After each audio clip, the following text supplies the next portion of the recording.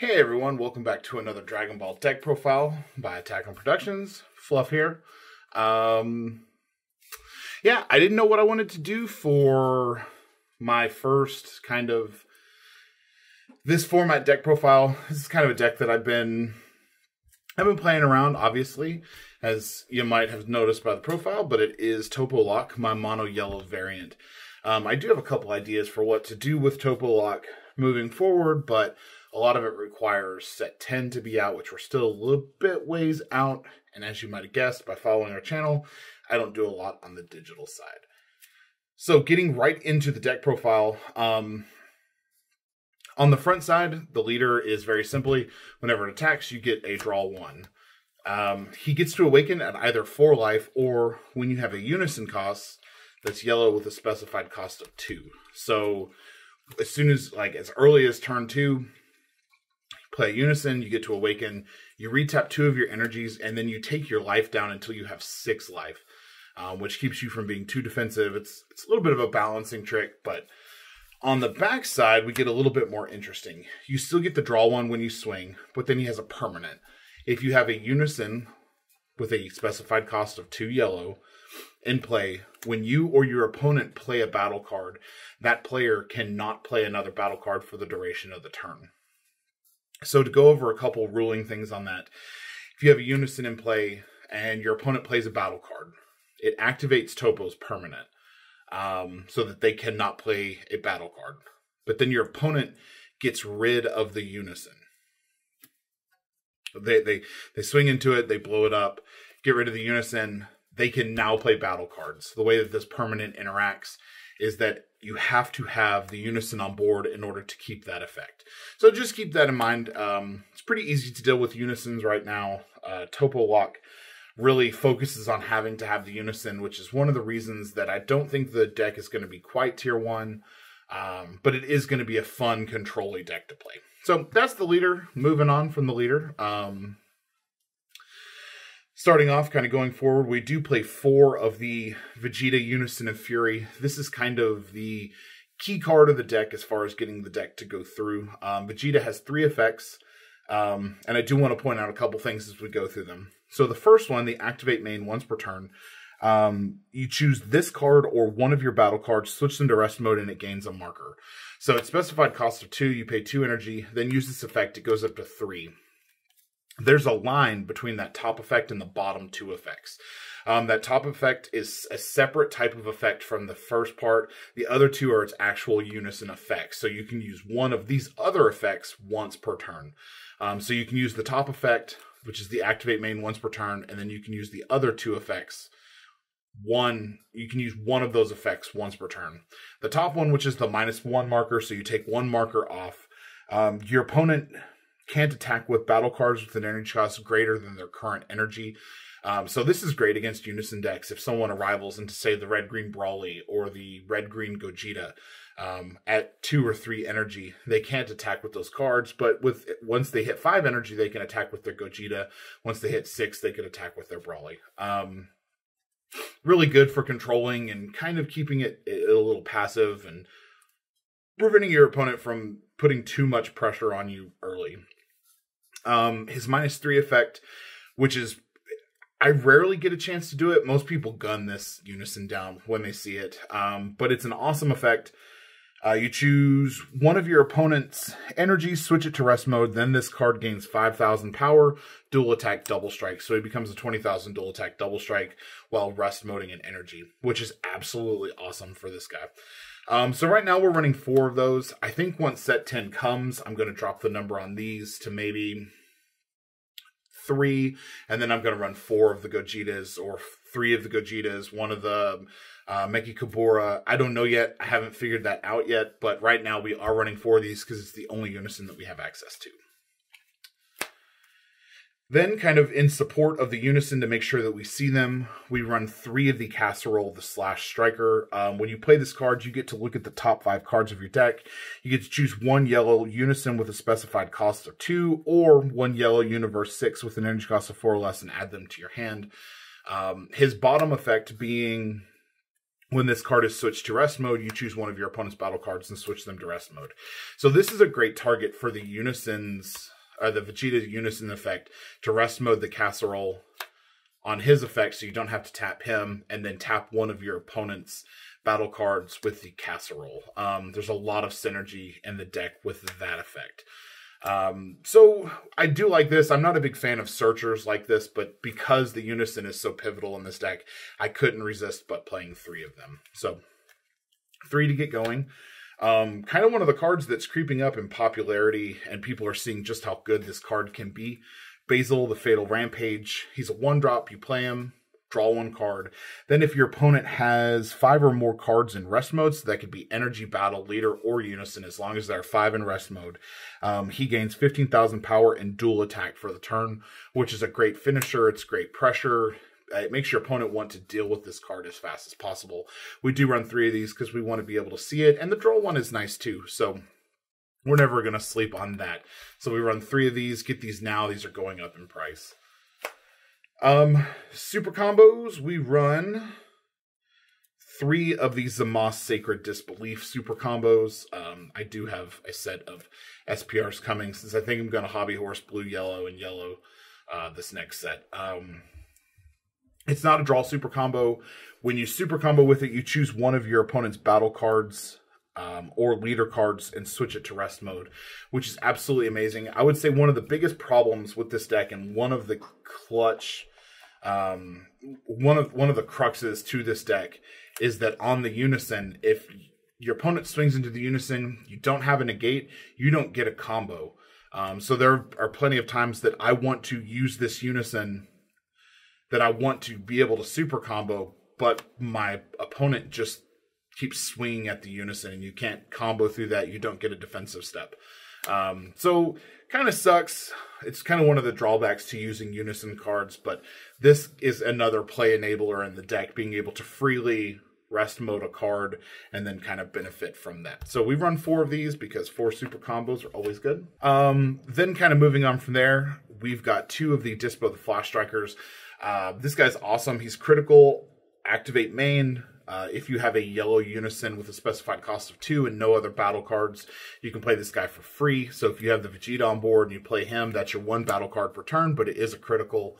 I could see playing this at maybe a 3 of, I don't know about a 4 of, but it is just nice to kind of have the critical, the little bit of push early. It's a free, it's every bit as good as the Frieza that free plays at Sneak Attack Frieza or whatever it's called. But we do play 2 of those. Then kind of moving on into a couple tech things. We've got Bardock the Enlightened. No barrier or anything like that. And he's solely for resource advantage. Once per turn, when one of your opponent's cards is switched from active mode to rest mode by one of your skills, you get to draw 1 card. So one of the best combos in the deck is using the Unison's effect with the Casserole. So you would use the Unison's effect to rest mode the Casserole. The Casserole then rests one of your cards and you get the draw on the Bardock. It's just a super value play, or even just using the super combo, you get a draw off the Bardock for that. So it's a nice way to get a little bit more pull in your deck. I don't play this card all the time. It's easy for your opponent to deal with, but oftentimes they'll sleep on how valuable this is. One of the problems with Toppo Lock is its hand control and resource management, so this really does help through that. Next, we're playing 4 of the Great Ape Son Goku Saiyan Instincts. Like I said, one of the big problems with this deck is resource management, so you want to be able to see this. So on like your turn 3 or turn 4, you pay 2 to get a couple draws to help keep yourself alive. I know against green decks, this deck has a real bad problem of going, multiple digit number of cards in the hand, like 10 to 14 to 2 to 4 in a matter of a turn, just because of how you have to play, discarding cards for effects, playing out cards for effects. You're being made to discard for other effects. So I think this card's important. Definite alternatives to this card, if you don't have these, because I do realize how much these cost to put into a deck, is the Universe 9 Assemble. Is really good, and I actually have another build for this deck that focuses more on the Universe 9 stuff than it does actually this type of thing. So you could run fewer of these and more of the Universe 9 assembles. You could choose to not run these. You could choose to not run either. It's really personal preference, but I feel like the deck struggles with resource management, so these are important, especially on turns where you don't have to do much with your energy. But there's definitely a valid argument that these don't have a place in this deck, and I'm 100% on board with that argument. But I can make an argument that these are important because you need the resources. More resource management. We've got Trunks saying Majesty. This was a cool little card that I had completely forgotten about. When one of your opponent's battle cards is switched to rest mode, when an opponent's card is switched to rest mode by a skill, you discard this card and then get to draw one card. While he's in the drop area, activate battle, you can pay 1 yellow energy, warp this card, and then rest mode an opponent's battle card with an energy cost of 4 or less. It's just a nice little bit of control. I don't want to see this card all the time, but I do like, being able to rest mode and then draw a card. This card can be used for a combo to just set up for a rest mode play later. I do like this card. It's definitely one of those that will lose its space once set 10 comes, or if I ever decide to splash in blue, this is an easy card to cut. Next is Swift Retaliation Cooler. We play this at a 1 of. Just because if you're swinging in for game, it's hard for this deck to guarantee that it's going to get a swing in. It wants to only play 1 or 2 battle cards per turn. You're limited by your own skills. So making sure that a critical hit for game goes swimmingly, we do use Swift Retaliation Cooler. I've considered going up to 2 on this card because it has won games with this deck. But everyone knows what it does. It's counterplay. Or it's a counter, 3 energy, play this card, negate the effect. Next we do play 4 Great 8 Bardock Raiders Warcry. Another expensive component to the deck. I don't really have anything that is comparable to these. Pay 2 combo, play rest mode, draw, double strike 20,000. This is really commonly hit by counterplays, but baiting out counterplays is good. If your opponent doesn't counterplay it, you can swing double strike into a unison or swing into leader. I don't know that this will remain at a 4 of when we move into the next format, and I might drop this entirely just because 2 energy for 1 battle card when you might need to be defensive is kind of taxing. And there's been games where I've had 3 or 4 of these in hand, and there's just not a great time to play them. Like against something like Vegeta, this card just gets outvalued. Maybe if it were a blocker as well, but, only being able to rest mode 1 card that's likely going to get taken off the field, to only draw 1 card, plus committing 2 energy to something that's not going to really stop anything from moving forward. But this card is wonderful. It does only what it does. Nothing else can really compare with what, Bardock does, which is the reason that he is what he is. But I do run him at 4 of because he is good. Sorry, can't get those up. Then we're running 4 of the Bergamo Ferocious Roars. These guys are fantastic in their own right. One of the cards that I was excited for Draft Box 5. He's an auto, pay 2. When one of your opponent's cards is switched to rest mode by a skill, you get to play this card. And then if your leader is yellow or Universe 9, when you play this card, choose 2 of your opponent's battle cards or energy, ignoring barrier and switching them to rest mode. This is fantastic. Your opponent has 2 cards rested or is counting on using those energies for rest moding a different card or protecting or whatever that they need it for. You can use this guy, tap your opponent down, and just get swings on them. I love this card. I think it's fantastic. I suggest it at a 4 of. I think that it's an integral piece of this deck. It's kind of one of those cards that to a degree gets outvalued by Vegeta, and I think that's part of the reason that this deck has trouble with Vegeta is because it just simply gets outvalued. But do love this card. It's awesome. I'm really heavily considering a Universe 9 variant of this deck, and this card's definitely not going anywhere. Next, kind of getting into game finishers, we have 2 Fuu Shrouded and Mystery. I think that this card is really important. It's really important that this deck get up to turn 5, turn 6. It's really hard to do that against Vegex, but you have to be able to do it. So everyone knows what Fuu does. It pretty much turns off everything except for leader skills. So your opponent can't activate blocker, they can't activate counters, they can't activate cards on their effects on their battle cards. It's really good for when you need to push. So you would typically, if you have your Unison, this would be your 1. You'd want to give your Unison dual attack double strike that turn, or you'd want to be able to get rid of your Unison by negging it out and then playing out a Bergamo in tandem with the Fuu, or playing a Ape in tandem with the Fuu. But those are our last 2 battle cards, kind of game winners. I think they're great. It just sucks that it's 6 energy. Next, because I think we have to, I do run 3 Flying Nimbus, very, very strongly considering going to 4 on this. And actually, up until now, I thought I did have 4, but that's okay. We're going to run the 3, and we're going to live with it. So if for some reason I only have 49 cards here, it should be a 4th Nimbus. But 4 Nimbus, preferably. Don't use my 3. I think this is supposed to be a 4th. I just have moved it to another deck in the interim and didn't notice. So 4 Nimbus for sure. Then we're going into 3 Giant Ball. These, again, are fantastic cards that I think are good for right now, but they're going to be outvalued later on. They are counterplay when a battle card is played. You may switch it to rest mode and then draw 1 card. It's just fantastic. It replaces itself, but I don't think it maintains value against decks that just vomit cards all over the field. It's just mainly for getting off Bergamo effects or stuff like that, but I think we do that easier with other cards in the deck. But I do like this card. I was really championing this card. I've played it. I liked it. But again, it's one of those I can argue for other spaces to be used.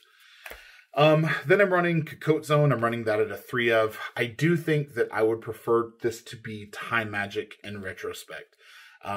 So if you're kind of in disagreement about Cocotte Zone, I wanted to focus on resting cards and not keeping rest modes or cards in, like, not locking down dual attacks, or dual attacks, triple attacks. So I was more focused on just being able to prevent flooding and striking. One of the big things is I feel like oftentimes I lose to double strike when I could have Time Magic and negated the attack. So I feel like Time Magic, because of the sparking negate, is maybe a little bit better. Still a good card though, you know, if you need to get your effects off. I do like this card. I really want this card to be really good. I just think that maybe there are better options long term. MVP of the deck is definitely Vegeta's Final Flash. This is the card that lets us beat U7. This is the card that basically shuts down other cards that would be problematic for us. So if your leader is yellow, choose up to 1 of your leader cards or battle cards, and it gets plus 15,000 for the turn. Then if all of your energy is yellow, when you activate this card, choose up to 1 of your opponent's battle cards, ignoring barrier and negate its skills for the turn. So against Universe 11, you swing, you choose their Vegeta, turn off the Invoker, and then you can actually play to win the game at that point.